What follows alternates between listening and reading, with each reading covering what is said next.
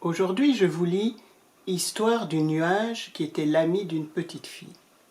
C'est un livre qui m'a beaucoup marqué quand j'étais petite. Il est sorti en 1973, donc j'étais tout petit. C'est un conte de Bertrand Rouillet et de Mila Boutan pour l'illustration. Alors, on y va.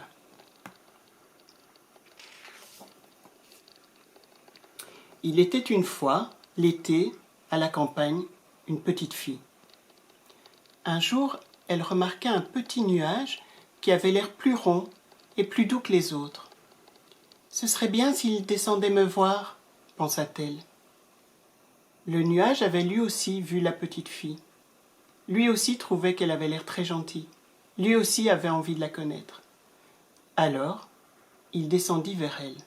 « Bonjour, petite fille. »« Oh, nuage, bonjour, nuage !»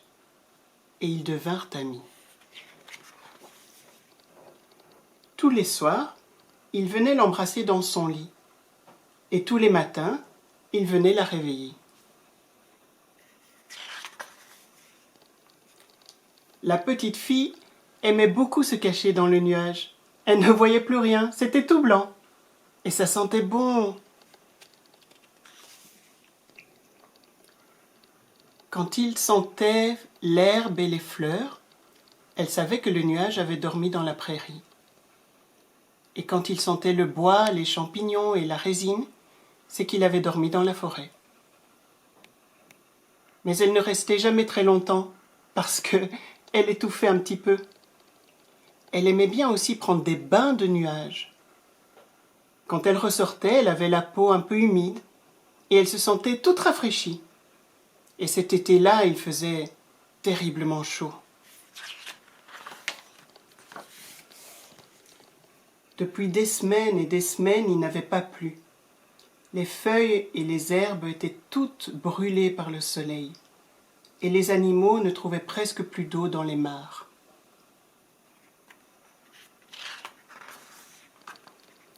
Un des animaux les plus malheureux était un mouton noir. Il était malheureux parce qu'il avait beaucoup de laine. C'était le mouton qui avait le plus de laine de tout le pays. Il y avait aussi un pauvre papillon qui ne trouvait plus rien à boire dans les fleurs et qui avait perdu toutes ses couleurs. Le nuage était très triste. Il voyait bien que les plantes et les animaux allaient mourir. Alors un matin, très tôt, pendant que la petite fille dormait encore, il se dit « Je vais les sauver ». Et il se mit à pleuvoir. Il passait partout, lentement, pour bien tout arroser. Et l'herbe commençait à redevenir verte, et les animaux buvaient sans s'arrêter dans les flaques. Mais voilà, plus il donnait son eau, plus il diminuait. Il était devenu à peine plus gros que le mouton noir quand il arriva près de lui. Mais il resta quand même un long moment au-dessus de lui. Le mouton avait l'air si content de prendre une grande douche fraîche. Quand il arriva près du papillon, il était devenu aussi petit que lui. Il sentait bien qu'il devait plus donner d'eau, ou alors il allait disparaître, il allait mourir. Mais il en donna quand même au papillon. Et le papillon buvait, et voilà que ses couleurs revenaient. La petite fille avait été très étonnée que le nuage ne vienne pas la réveiller.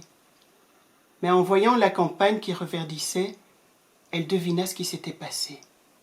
Alors, de toutes ses forces, elle appela « Nuage! Nuage !» Le nuage allait se laisser tomber sur l'herbe et mourir quand il entendit la voix de la petite fille. Alors il fit un énorme effort et il réussit à remonter dans l'air pour qu'elle puisse le voir.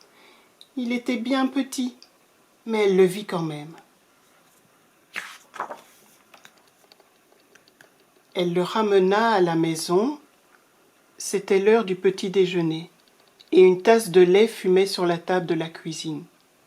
« Vite, dit le nuage, pose-moi au-dessus de la tasse. » Et aussitôt, il se mit à avaler la vapeur. Pendant toute la journée, la petite fille lui apporta des tasses fumantes, et le soir, il avait un peu regrossi. Mais il était encore bien petit. Alors, elle eut une idée. Elle sortit et cria dans la campagne. « Écoutez, les animaux, écoutez tous! Demain matin, très tôt, à l'heure où il fait encore frais, à l'heure où quand on souffle dans l'air, cela fait de la vapeur, je veux que vous veniez tous pour sauver le nuage. »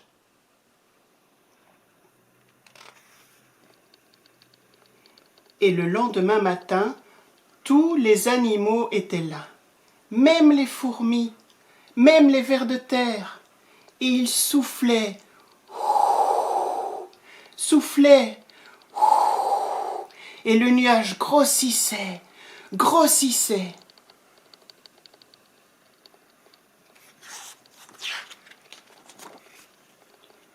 Le mouton noir soufflait de toutes ses forces sans s'arrêter. Il voulait tellement sauver le nuage. Le papillon aussi, mais il s'était un peu enrhumé sous la pluie, et l'une de ses trompes était bouchée.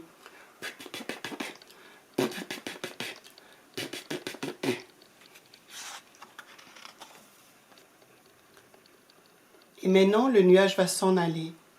Il n'en a pas envie, mais la petite fille le force. Tu n'es pas encore bien grand, il faut que tu ailles au-dessus de la mer, au-dessus des montagnes. Là, il y a beaucoup de brume et de brouillard qui te feront du bien. Oui, mais je reviendrai, je te le promets, dès que je serai vraiment guéri. Ils s'embrassent. Voilà, il est parti. Moi, je suis sûre qu'il retrouvera le chemin et qu'il reviendra. Et toi ? Voilà.